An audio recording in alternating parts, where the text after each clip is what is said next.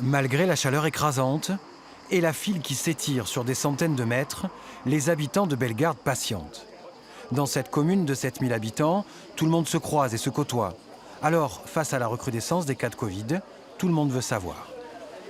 Préserver nos familles, il faut le faire. Je suis venu une demi-heure avant le test et il y avait du monde déjà. Ça prouve que c'est vraiment inquiétant. J'ai une petite fille de 10 mois et je veux passer le test. Voilà.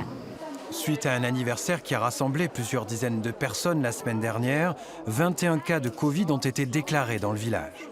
Et parmi les personnes volontaires aujourd'hui pour cette campagne de dépistage, certaines ont directement été en contact avec des malades.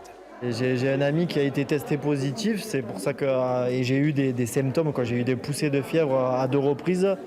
Donc pour l'entourage, pour tout le monde, moi j'ai un travail en plus en étant commercial, on est avec du monde. Donc la priorité c'était de se faire dépister et savoir où on en était, quoi, voilà. La mairie et l'ARS ont mis en place en urgence ce centre dans une salle communale. Les dépistages sont gratuits et sans ordonnance.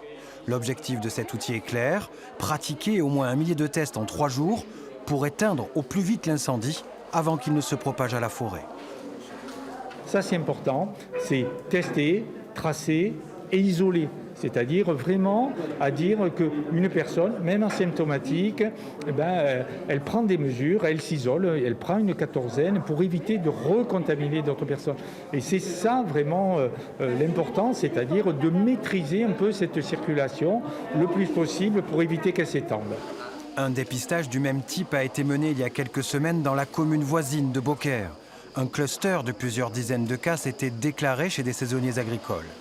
800 dépistages y ont été réalisés et la propagation du virus a été maîtrisée.